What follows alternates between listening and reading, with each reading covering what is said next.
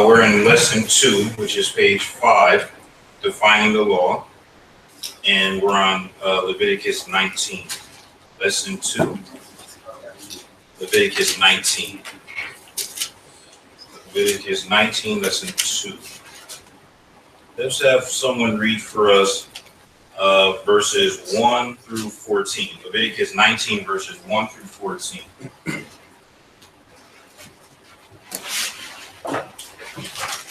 The Lord said to Moses, "Speak to the entire assembly of Israel and say to them, 'Be holy, because I, the Lord your God, am holy. Each of you must respect his mother and father, and you must observe my Sabbaths. I am the Lord your God. Do not turn to idols or make gods of cast metal for yourselves. I am the Lord your God. When you sacrifice a fellowship offering to the Lord, sacrifice it in such a way that it will be accepted on your behalf. It shall be eaten on the day you sacrifice it, or on the next day. Anything left over until the third day must be burned up. If any of it is eaten on the third day, it is impure and will not be accepted. Whoever eats it will be held responsible, because he has desecrated what is holy to the Lord. That person must be cut off from his people. When you reap the harvest of your land, do not reap to the very edges of your field, or gather the gleanings of your harvest. Do not go over your vineyard a second time, or pick up the grapes that have fallen. Leave them for the poor and the alien. I am the Lord your God. Do not steal, do not lie, do not deceive one another. Do not swear falsely by my name, and so profane the name. Are you in 19? Yeah. What Leviticus 19? Yeah. So now, how far were they supposed to go? To 14. What verse are you? I'm 12. Okay, go ahead. Do Sorry. not swear falsely by my name, and so profane the name of your God. I am the Lord. Do not defraud your neighbors or rob him. Do not hold back the wages of a hired man overnight. Do not curse the deaf or put a stumbling block in front of the blind, but fear your God. I am the Lord. All right. Thank you. Someone read 15 through 30 for us. Leviticus 19, 15 through 30. Do not pervert justice. Do not show partiality to the poor or favoritism to the great, but judge your neighbor fairly. Do not go about spreading slander among your people. Do not do anything that endangers your neighbor's life. I am the Lord. Do not hate a fellow Israelite in your heart. Rebuke your neighbor frankly, so you will not share in their guilt. Good morning.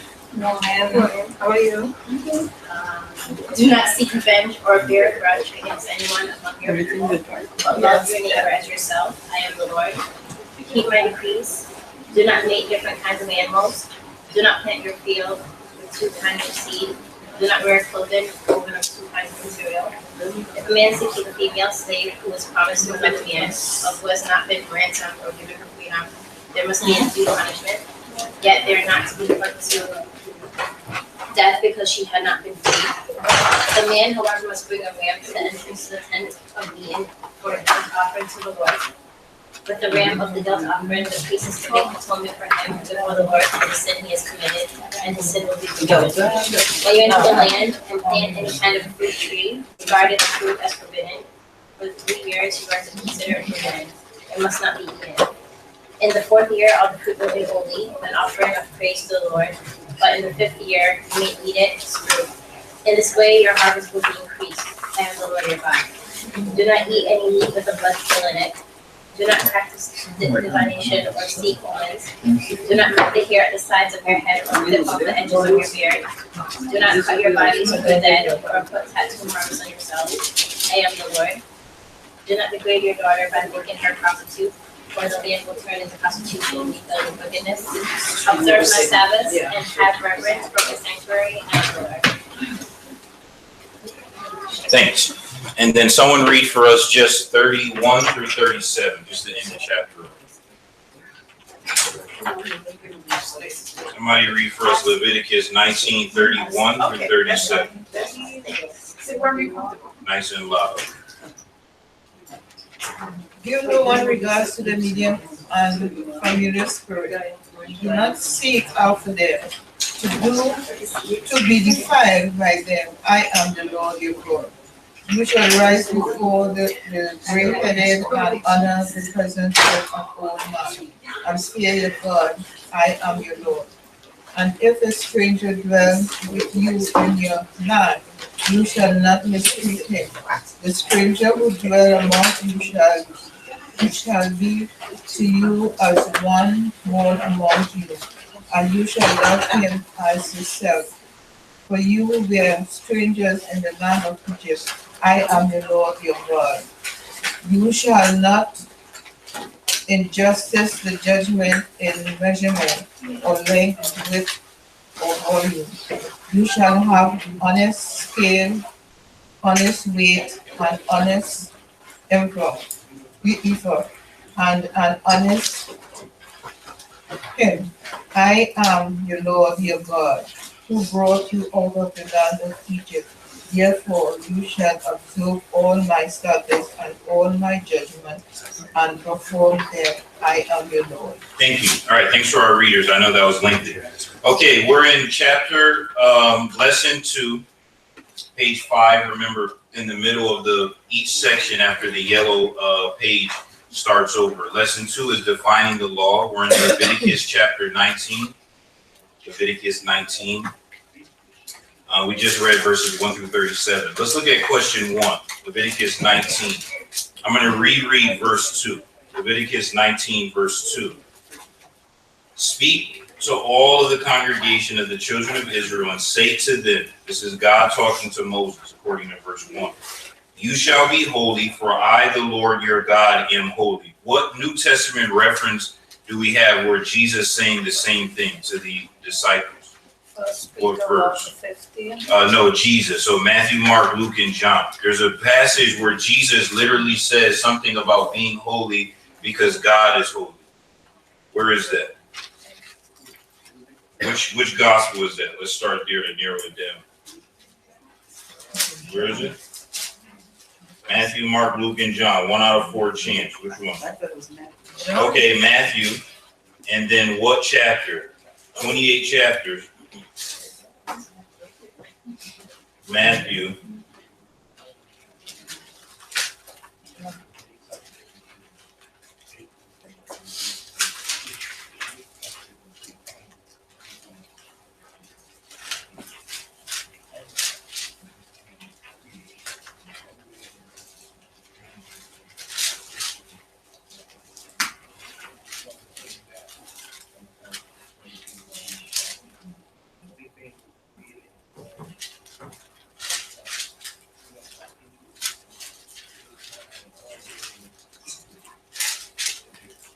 Anybody?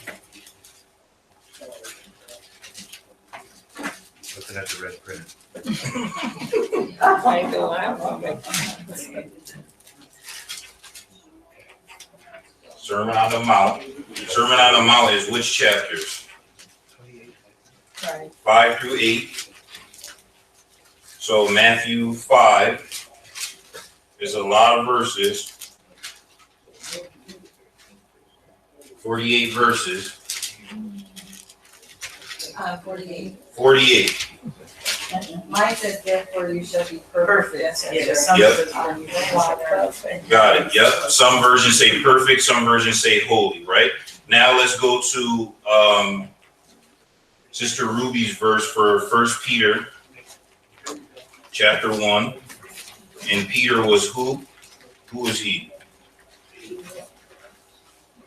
Apostle and one of Jesus's 3 closest friends, right? And what does he say in 1 Peter chapter 1 verse 16? Can you read a little louder? Read 15 and 16 a little louder. But as the one who called you is holy, you yourselves also be holy in all your conduct, manner of living. For it is written, you shall be holy, for I am holy. Okay, thank you. Now, Jesus said, be perfect, be holy, because your Father in heaven is holy. Peter is saying to be holy in all your conduct, because as it is written, be holy, for I am holy. all of those New Testament references, one in theory from Jesus and one in direct quote from Peter, is coming from, in one particular place, Leviticus 19. There's other places in Leviticus that talks about this. But the question for our class today is question 1, page 5. Since this chapter begins with the command, you shall be holy, how does the requirement of holiness affect the whole of a person's life? We talked about this last week. How does this concept of holiness affect everything about an Israelite's life before we get to Christianity? Everything related to being an Israelite, because this whole chapter is getting into specifics of what it means to be an Israelite. A lot of do's and a lot of don'ts, right? Just like America, you have rules, do's and don'ts. Those rules make up what it means to be American, right? Not just those things. You have culture, you have history, you have unspoken things, language, but the rules do play a part in who a citizen is, right? Canadian rules dictate who you are as a Canadian. Mexican rules dictate who you are as a Mexican, right? This is just fact. This isn't religious. This is how nations govern themselves, right? But remember, there is no divorce between church and state with Israel, right? For those of us from America, it's hard for us to understand that because Constitution, Bill of Rights allow you to worship freely. But in other countries like the Middle East, or depending on where you are, you'll know that this makes sense because the religious rules and the national rules are blended, right? That's what's happening in Leviticus. So don't try not to look at it as church rules. You have to understand that these are the rules that are governing these people. So each rule, this chapter is starting this social order, right? Chapter 19 is about how you are to be in a society, right? It's starting off saying, be holy for God is in your God in heaven is holy. How does that impact being an Israelite? How does that impact how you react to the rules? How does it impact how you react in society? How does it impact how you are as a citizen of the nation of Israel? Like the manner of their conduct and the way they live, because they have a lot of followers. So it's supposed to show in them, in their conduct and the manner of living. So, yeah, that's Good. what he wants them to do. Good. So let's take that. Let's make that real, right? For America, people reference forefathers. Why? Why do people say, oh, the forefathers penned the Constitution? And when you're arguing law or politicians say, we have to get back to the essence of what the forefathers meant in this bill or that bill. Why? Why are they saying that? Right? Why are they mentioning forefathers? Why does that matter? Like not a generation before. They're talking about hundreds of years, 1700s, when it was the first Independence Day, that form of forefather. Why? Why do they argue that in law and things like that? Okay, the original, right, is going back to how it was in the beginning. God is making Moses tell the people, this isn't coming from Aaron, it's not coming from Moses, it's coming from me. I am the original, right? So when you start thinking of how you should be, you're not being how the forefathers were, right? You're being how the Father is. That's the standard, right? God is the standard, and each one of these rules, be holy as God is holy. So it's a precedent of where the standard is. When the law, the scribes, the Pharisees and the Sadducees are arguing in the future, in Jesus' day, they should have been arguing how God is. But instead, they were saying, oh, Moses gave us a certificate of divorce. Moses allowed us to do this and this and this because they lost the essence. We are the same way, right? We go back to the forefathers. Forefathers meant this. No, they meant that. No, they wrote this. The law really meant this. God is saying, I am the Father, right? So be holy because I'm holy and live up to the standard, which is me. So that's the basis that we have. Question 2, what statement repeated throughout all the chapters shows the reason for these laws were to be obeyed? There's like the last couple of words, 1, 2, 3, 4, 5, 6 words. I am the Lord your God, right? It keeps saying, I am the Lord your God. I am the Lord your God. So you don't have to turn there, but I'll reread. We reference this a lot. Exodus 20, right before the 10 Commandments. Exodus 20, God spoke all these words saying, I am the Lord your God who brought you out of the land of Egypt, out of the house of bondage. First commandment, You should have no other gods before me, right? God is establishing authority in the children of Israel's life because he created them. Remember, they were no people. The children of Israel only exist because God made a promise to who? Starts with an A. Abraham, right? So he made a people from no people, and he said, I'll be your God, you'll be my people. If you do what I ask and you obey my command, man, we're going to have a great relationship. If you don't do what I ask and you don't obey my command, it's going to hurt you more than it's going to hurt me, right? Because I'm still going to be me. It's going to hurt you. That's the concept he's saying. Now when it's time to get the rules and instruction, be holy because God is holy. Who's God? I am the Lord your God, right? I am the I am. I am everything to you, right? I'm more than your father, more than your mother, more than Abraham, more than Moses, more than the tabernacle. I am the source of everything you have, right? Manna falling out the sky in the daytime, cloud leading you in the day, fire leading you at night. I parted the Red Sea. I gave the 10 plagues to the Egyptians. You did nothing, right? That's what he's establishing here. Think of, we use this analogy a lot, of parents and children, right? So just think of that concept. Second part of 2, how is that statement a valid reason for holiness in life today? Right? How is the 6 words, I am the Lord your God, how is that valid to holiness today, Christianity? How does that relate to being a Christian today? I am the Lord your God, that statement. It reminds us that God's in charge, that these are instructions that we need to follow. Okay, good. That's why we started with the first question referencing Matthew and referencing 1 Peter to let us know things haven't changed, right? The Lord is the same yesterday, today, and forevermore, right? Jesus said even he, 2 profound statements. You can do a year-long study on this. 2 profound statements Jesus made in his ministry. One, he said he doesn't really bring anything to anyone. He just repeats where he got from who? The Father, God, right? Second statement he made, which is profound, that said what? When it's time for the world to end, Jesus said, even the Son doesn't know. Right? I don't know. It's whenever the Father sends the Son and says, go get the church, judgment has started, right? So 2 profound statements that Jesus is saying that I just repeat what the Father told me to say, and I don't even know when I will be back. It's all depending on the Father. Now, when Jesus was baptized, right, think of John chapter 1, and the dove, the Holy Spirit descended on him as a dove, and a loud voice from heaven, which was God, said what? This is my son who I'm well pleased, and what else? Listen to him, hear him, heed to him, right?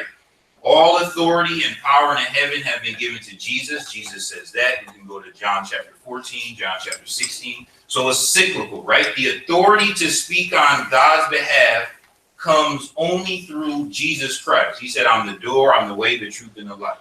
That's why John, the book of John, starts off with, in the beginning was the Word was with God, and the Word was God. He was with God in the beginning. It's a common thread from Genesis to Revelation. Every book weaves together a love story between God and humanity, and the bridge between those two is Jesus Christ. That's the concept of the Bible. If you had to sum up the Bible to someone in a couple of sentences, it's a love story between God and humanity, and the bridge, the gateway between the two is Jesus Christ. Someone says, what does that mean? Well, God so loved the world that he gave his only son. He connected that bridge so that anyone comes across that bridge will be able to be reconnected with God. What does reconnected mean? Well, in the beginning, God walked and talked, right? But Adam and Eve sinned, and Jesus is the correcting course, the rerouting in GPS to get people back to God. Oh, okay, that's what the Bible means. Now, all these other books people believing in, I try to listen. Hey, what does this mean? Somebody telling me this. I don't understand what they say. But I can tell you clearly what Genesis to Revelation means, right? Everything means, how do we get back to God? All you got to do is turn your TV on. If you think you somewhere with God now, turn your TV on, right? This world far, far away from God. Now God, Acts chapter 2 said, And Paul says in Corinthians has to live inside of individual people as baptized believers, because the world as a whole, where he used to walk and talk, has become so corrupted, right? So corrupted. So I am the Lord your God. Most people in the world, that couldn't mean anything less than, right? Could not care less at that statement. Be holy because God in heaven is holy. Couldn't mean anything less to people. People wake up and do whatever they feel they should do with their own lives. That's free will. So people as a humanity have gotten far from their creator and their purpose. So this statement, I am the Lord your God, is why we do what we do as Christians, right? Remember, the lawyers ran up to Jesus and said, you know, what's the greatest command? What did Jesus tell them? He said two things was the greatest. What was it? You should have another gods. Yep, and the second one? So yeah, love God with all your heart, mind, soul, body, strength, everything. Second is like it. Love your neighbor as yourself, right? Put God first, put other people first. And he said all the other things hang on those two things. Because if you can't love God and you can't love people, then you're going to have a hard time following any of the commandments, any of them, right? Because you're going to be thinking about yourself. Now, think for those in the room who are parents. As a parent, a good parent, in order for you to be an effective parent every single day, in order for you to run an effective house every day, who do you have to put first? Now, the kids may not feel this is the truth, but who as a parent do you have to put first in order to make the family and the house run smooth? Who do you have to put first, right? Think as parents, those of you who are parents. Because kids. So kids say that's not true. Okay, before, here's the thing, right? I wish some kids was in the room. Before kids got there, parents, what were some of the things you used to do, right, for fun? Whoever is a parent in the room, give me a Friday and a Saturday or a Monday. What did you like to do, right? What did you like to do with your money? Because we're going to make a point in a second. What are some of the things you like to do? It could have been, I used to go to a specific restaurant. What did you like to do, Mom? So before you got here. Okay. I just thought. I see where this goes. I take the opportunity. You know, I'm Teflon strong, so I'm ready. I do it out there. And Go you ahead. did, so thank you for the big. Yeah, so sure. But honestly, really, I didn't have to do anything, right? So think about it. If I wanted to do nothing, I could do absolutely nothing. With my money, you weren't a part of the budget. You weren't here. So if I wanted to go shopping for me or do something for me or the house, whatever, or for someone else, whatever it was, I was free to do that. I did not have to budget in and say, oh, I need to buy Pampers or milk or whatever. Dad and I didn't have to do that. So because it was just us. So if we wanted to go bowling or to the movies, we didn't need a sitter. We didn't need any of that. Right. Actually. Going out to eat, going on trips. You didn't have to think long term of anybody else. Trips, concerts, we were good. Yes. As long as that check cleared or direct deposit, we're swiping. We were swiping. Right. Now, I don't know how much swiping we had to do back then, but yeah, swiping. That's a new kind of a new thing. So good, right? So now let's transition, right? Before you had other responsibilities where another life depended on you to take care of them, you live free. You can do everything you want to do, or for this new generation, you could do nothing. Because kids today literally have no goals. They don't want a job. They don't want to shower. They don't go get a haircut. They don't want to work. They don't want to drive. They just want to exist. Just as long as the internet on the phone work, the kid just exists. They don't want to eat. Kids is looking frail. I look at kids, look like a ghost, because when they turn to the side, I can't even see them. That's how little they are, right? So you can be as lazy as you want to be, or ambitious or adventurous as you want to be when no one depends on you.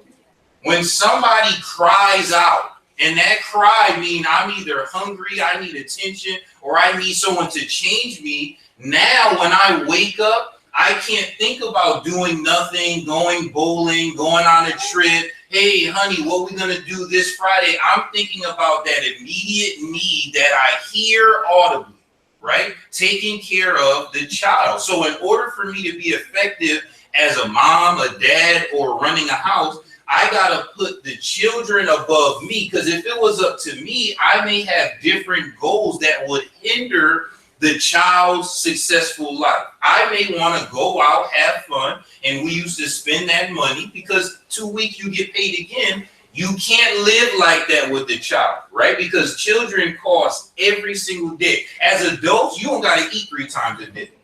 Right? An adult could say, oh, I'm going to just eat one. Some adults will eat once a day for 6 months to save money to go on a vacation or to buy a car, right? As an adult, you will sacrifice for a kid don't understand that. If you say, hey, look, we just only can eat 1 time a day and I take you to Disney, a kid don't understand what that means. I'm hungry right now. No, Disney's 6 months going to be Mickey, I'm hungry right now. Kids start crying. Kids can't understand sacrificing now for later, but adults understand that concept, right? So you have to put children first in order to be an effective parent, which means it may hinder things that you inside want to do, right? Putting your child before you may hinder things you want to do, places you want to go, right? You may not be able to go somewhere on a Friday night with kids because the children are more important than your fun. Now, some parents don't understand that concept. That's why we got Department of Children's Services. Because some parents say, new generation parents, oh, I need some me time. Because I have friends who have kids, I never understand what does that mean? I need a girls' night out. I need a guys' trip. What does that mean? Where's the kid? Kids, let them watch themselves. Because a kid, remember, kids don't understand sacrificing now for later. Do a kid understand, hey, mom or dad got to go out, we'll be back, but you'll be asleep? A kid say, what? Why? Well, because mom, dad tired. Kid don't understand. Kid don't even know what's coming, but by the tone, the kid said, nah, I'm not really feeling this. I'm about to start crying. This is how life works, right? So as a parent, you say, to keep from my kid being emotionally distressed or not growing up in the manner in which they need to grow up, I'm going to put my desires, things I like to do, to the side for the betterment of my children, right?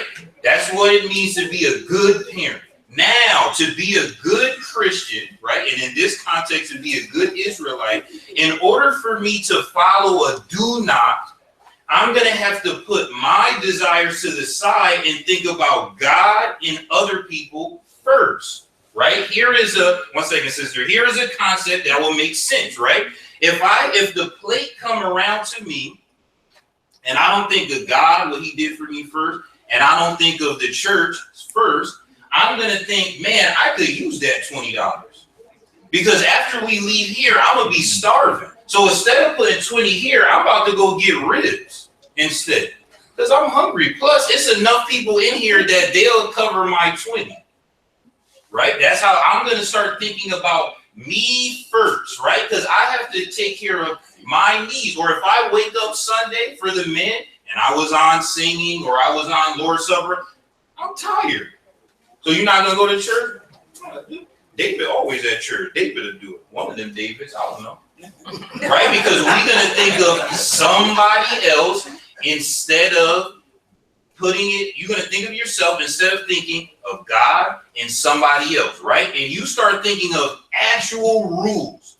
Don't steal, don't murder, don't commit adultery. If you're not putting God first or other people first, you're going to start saying, but I want to do some of the things that may hurt God or hurt other people. Go back into the analogy of a parent. A parent has to tuck those wants away in order to be effective. So that's the balance that we see from coming into the real world into a spiritual realm of how we wrestle with these things. Okay, sorry, sister, go ahead. Can you please fix what you just said? Because my babysitters are here. Okay. And I'm hearing a lot of amens around me. Oh, okay. Okay. About when you said that parents are supposed to sacrifice for their kids and don't do whatever. So can you please just fix that? Fix Come what? on, babysitters are here. There's nothing to fix. No, Sister Stanley, I need help here. Okay. Saying all the words. What I needed to fix is, because they're here sitting a lot of amens beside me. Mhm. So they were the impression that I have to be responsible for wanting to have a girls' night out. Oh, And I okay. just already said that, so can you please elaborate a little? Yeah, so first of all, let's establish, first of all, you more than grown, right? And the amens that are coming from grown people that you raised, am I correct? Okay, so some of the babysitting that they're doing, which is from charity that you're doing from others, right, should help them with their motherhood or fatherhood in the future. That's accurate? They did the same amen now. That's practice, that's viable practice, right? We're not talking about somebody raising their own brother, sister, or something where the mother out gallivanting in the night, right? We're talking about a sister who is grown and seasoned, and now she is doing the Lord's work in another capacity, and it's a blessing because you can get some free training.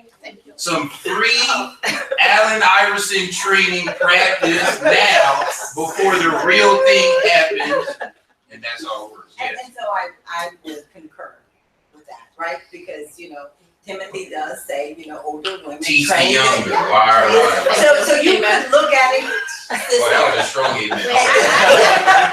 So you could look at that as you are providing training. Mhm. But, I will put that disclaimer out there when I ask, right? I would say, according to scripture, that always helps, right? Mhm. Kind of reminds Scripture people, helps. and kind of brings them right back in. Now, I don't know how often you could use that, but you might be able to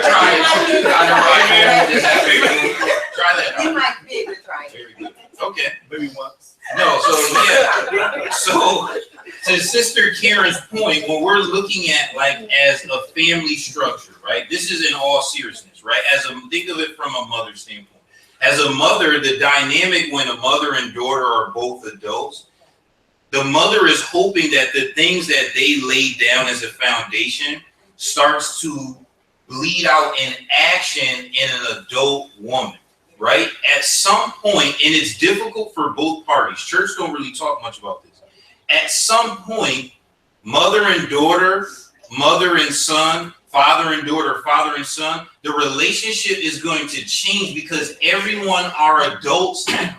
So the reason why parents get upset with adults, teenagers and adults, is because they feel, how come you're not doing adult things? Like, honey, how come you cannot pay your own cell phone bill? Then a mother gonna think, when I was your age, I already had. How come you can't remember to take garbage out? Basic. How come you can't do this? When I was your age, I was already. Right? That's when it starts becoming friction because the adult mom or dad is looking for the adult son or daughter to start doing adult-like things, right? And then when the adult son or daughter gets responsibilities, whether it's their own home, apartment, or family, now some of those things that they had took for granted starts pouring out because they see, now I see what mom or dad meant. God is the same way. Like, some of these things he's saying to them, not gonna make sense until they start interacting with each other, because these rules are social rules. See, don't steal, what does that mean? Until I take from somebody else, and now you are gonna want God to implement do not steal. Why? Because I stole from you, right? So now God gonna be like, I told you all this. Oh, we didn't understand what you meant now, but look. And it got so bad, people were running up to Moses all the time, right? Saying, this person did this to me, this person did that, this person, and God, time. We have to put God first, other people first. If each person did that, the amount of conflicts in the world would drop down to a very low percentage. Conflict comes because people are being selfish. That's what people don't want to hear, right? But I want to do what I want to do, even if it means hurting somebody else, right? That's the logic. And as parents, think of parents. That is one of the most things that you get upset with, that a child could be so defiant on doing what they want to do, they're not even thinking about the betterment of the entire house in which they live in, right? That's one of the biggest issues between adult parents and teenager adult children. You wondering, how come you haven't transitioned into organizing yourself in an adult way? An adult got to wake up early and plan their day. Adult cannot wake up 5 minutes before work. See, kids do that. Oh.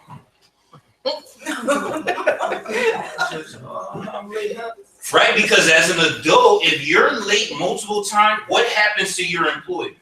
Cease to exist. But as a child, you're not thinking that way, right? Because you thinking somebody gonna wake me up or school will understand. Kids stay talking about what teachers should understand. Miss, I got no miss, right? You are late. But the parent is saying, man, all these years we were doing this. I'm looking for the transition for you, because if I acted the same way you acted, the house would be doomed.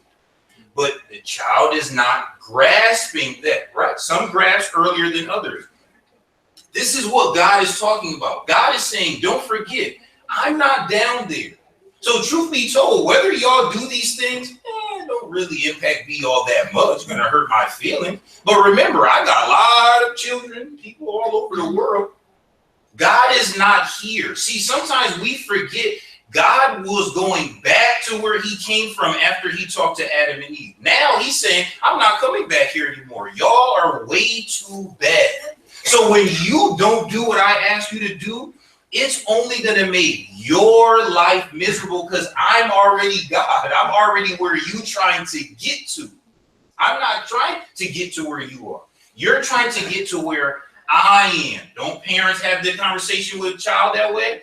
Child, I already got mine. I already got a house. I already got a car. I already got a job. I'm already where you trying to be. You telling me what we need to do in the house, right? You trying to get yours. You need to get your own education. You need to get your own life. That's the dynamic, right? God is speaking the same way. Get yourself together with the standard. Who's the standard? Me. The house have to operate off of a standard. I am the Lord your God. You should operate how I am. So when you don't see me around physically, and you only see Moses, only see Abraham, only see each other, you should think, how would God handle this? Right? People used to wear WWJD. What would Jesus do? As a parent, you say what? Y'all should be acting just as if I was right next to you. Now, if kids acted as if their mom or dad was next to them, you have very little problems. But out of sight, out of mind. Right? These are the same concepts of everyday parenting society all over the world. But people have a disconnect when it comes to spiritual instruction. Physical, they can see because they see, yeah, you know, mom came back, dad came back, they were upset, something like that. But they don't see the correlation between spiritual. God is trying to get them to see each and every one of these, do not do this, do not do that, is shrouded around the concept of a standard. And the standard is me. Be holy like I'm holy. That's the concept. So when we see that, it makes more sense to us, which we already answered question 3 with all of our comments. Why must God's people be holy? Is that a compelling reason for holiness even today? That was our 1 Peter reference, right? Being holy because God is holy. Why? Because God made you. Ecclesiastes says what? The whole conclusion of the matter is the purpose of life is to fear God and keep his commandments, right? Because why? There's going to be a judgment coming when you're going to have to give account everything you say and do. Let's make that real and physical, right? The purpose as a child is to grow up to be an adult. This, I'm not sure what happened with the generation before and now, but children have lost their purpose. Your purpose as a child is to get educated, get a job, be a benefit to society instead of a parasite, and be a blessing in another person's life instead of a burden, and carry on with procreation and living out humanity. That's your purpose. Your purpose is not to sit in a house playing video games or Snapchatting all day. That is no one's purpose. Put God to a side. No society could be successful with people doing nothing all day long. People love arguing about taxes. Without taxes, how you think you're going to have anything? Government need their money first. That's why they never say pay us. Government digging that check first because they know how we act. Y'all will never give me my money. I need my money off the top. First and foremost, the government said, I need my coins up front, because if we wait to the first 15, we'll never get our money. No, let me I need to snatch my government worked out with banks a long time ago. Say, look, when that money come out, we need a little bit to detour this way, right? Because they need their money off top. And they tell us, oh, we take that money and we give it to, public schools and hospitals and Social Security and government for troops and things like that. So if it was, hey, it's about to be a war, we need $100 from everybody. You know what people say? Child, I ain't got it. Right? This is planning that the government said, oh, wait, we got a plan in advance. So therefore, as a society to function, people got to go to work, because without work to grab some taxes, how will it function? This is a lot of societies, not just America. So America feel like your duty is, when you get of age, to go get a job. America don't care what job. Don't listen to candidates. America, you could clean toilet. America be like, yes, just go out and work. Why? Because the more you work, the more taxes they get. Is that not true? Don't tell me Democrat, Republican, don't matter, because they getting their money off the top, whether you getting paid a lot of money an hour or a little bit of money an hour. And when you start doing things like getting cash or under the table, selling drugs, Americans say, oh, no, that's bad. It's bad. Why? They're not really concerned about what you're doing. It's more so of, we getting no taxes off of that. And if everybody started doing that, where would our money be? This is the way of the world, right? This is a concept. So they feel your duty is to go to work, to follow the rules that we have in each state and federally, and be a law-abiding citizen. God expects you every day to wake up, to go out, be the light in this dark and dying world, and be a law-abiding citizen, because your citizenship is where? In heaven. You have to live like where you're from. He said, be in the world, but not of the world. People come to this country, they wave their flag. America go to other country, we wave their flag, right? If you somewhere else on the 4th of July, you're going to let everybody know today is the 4th of July. In Canada, do they care? What is that? This is the 4th. We got to have a picnic. What does that mean? America. No, honey, we in Toronto.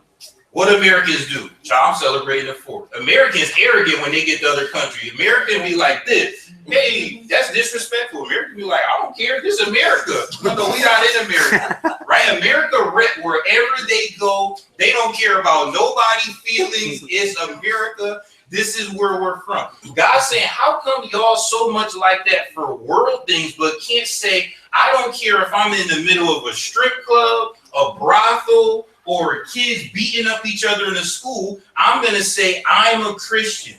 People say, that's corny. I can't be like that. See, God is saying, why can't you rep where you're from no matter where you are? Not just at church. Don't only be proud of me when you're around other people proud of me. Be holy, for I'm holy everywhere. That's what he's saying. He's saying if y'all can't get that right, it don't make sense to go through the actual do not, because you're going to be so caught up in not being able to have fun. You're not going to be thinking of the overall theme, which is I must be a person that puts God first. So for us, we have to change the way we look at the Bible study, Christian life, right? Zoom out. Don't think of the things you can't do. Think of your overall purpose as a country, as young people, family. The world have to get back to their purpose. Every person has a purpose, whether you believe it or not. Every role you're in have a purpose. Mothers have purpose, fathers have purpose, sons, daughters, employee, employer, sisters, brothers, aunts, uncles, grandparents. Everyone, roles come with purpose. That's how life operates. In order for us to be pleasing to the people around us, we have to live up to our purpose. God is saying, yes, y'all got that from me. In order to be pleasing, since I am the creator and sustainer of life, you have to live up to your purpose. The other day, I seen little animal on the side of the road, literally just dying. And I thought, look at life leaving. For people that tell me religious things are a hoax, and where is life going? You look, show me life. Can we see it? The animal breathed and the next minute is not. Where did it go? Where did it come from? How did all of a sudden life? These things are bigger than us. Life left that animal. Where? Yo, child, look, that animal breathed and now it's stuck like this, dead. Same animal. What changed? I don't know. I can't see nothing. It just said, it just stood there. Right? Wow, amazing. Could we recreate that? No. This is the concept of, I wonder where that life went. Even that could spark somebody's mind. I wonder where life goes. Where do life go? Yes, where does life go? Because where life goes dictate how you live while life is here. Oh, I didn't know that. And this is how we progress. But if those things don't mean anything to you on a high scale, the individual things in the Bible will not resonate to you. If you don't respect your mom and dad as an overall scale, the don't go out after 11 not going to mean nothing to you. Right? Because it's going to be 11:01 and you're going to be still wherever you have no business being because you have no respect for your parents. If you have respect for your parent, the do not, people start saying, oh, what you would say? Nah, man, I got to go home. Why? Ooh, child, my mom going to be tired. And they going to tell you about their mom. Oh, my mom don't care. You're going to say what? God bless your mom, but I'm going to tell you about my mom. That's how you have to be. Other people God different than yours. I don't know what God other people serve. You got to be like, you'll say, oh, what's the big deal with church? My God don't care. You know, I know your God, but let me tell you something. My God, I don't go to church. Ooh, child, my God going to be all up in my life all week. I'm going to have a bad week. I got to go. Right? So people say, oh, what God you serve? Oh, yeah, come over here. Let me tell you about my God. Same thing with strict parents. Them bad kids always want to come over to the strict parents' house. Why you don't go over to your bad parent house? Hey, what's your mom cook? No. Right? Can't make fun of me on Friday, but then Saturday afternoon want to get macaroni and cheese. It work like that. But in neighborhoods, isn't that how it is? Parents who never around kids want to have fun until they hungry. You say, all right, y'all, man, about to go. My mom cooking some other pork chop. Kids say, ooh. Can we come over? Nah, man. Can't come over, man. Remember you was making fun of me. I had to go in early Friday. Now you want to come over to a stable household. Man, let me see what stability look like. Right? This is how people act. They want to make fun of you on the back end, but when it's holidays, friends all of a sudden, John, you don't got no grandmother house. You go, friends say, hey, what y'all doing for dinner? I don't know what y'all doing. Well, you know, we ain't doing. Can I come over? Can I sleep over? Right? This is how life works. But we have to be the same way from Christianity, because when you live that way and people's lives fall apart, they're going to start saying, my God not working for me. Hey, remember you was telling me your God? Well, where can I find more about that? Yeah, come on over here to Bible study and church and potluck and picnic. And they say, oh, yeah, your God worked way better than my God. I don't know what I was doing. Right? This is the way it's supposed to work. But if we don't stand firm when we need to, people will see no difference between their God and your God. So when times are rough, they're not going to be turned on by the stability of your God, who says, I am a God of peace, serenity. I am not the author of confusion. Other people are living a life of pure confusion. You be the stability in the neighborhood around you so people can see, oh, that's how people supposed to live. Now, the world telling me we should live this way. You're the first person I seen with a stable life, of peace of mind. God, I need some of that. How I get some of that peace of mind? That is how you are become appealing to other people. So what God is saying here, the same thing he's saying to us today is just be consistent, right? Will you be perfect? Nope, never. We didn't say nothing about being perfect.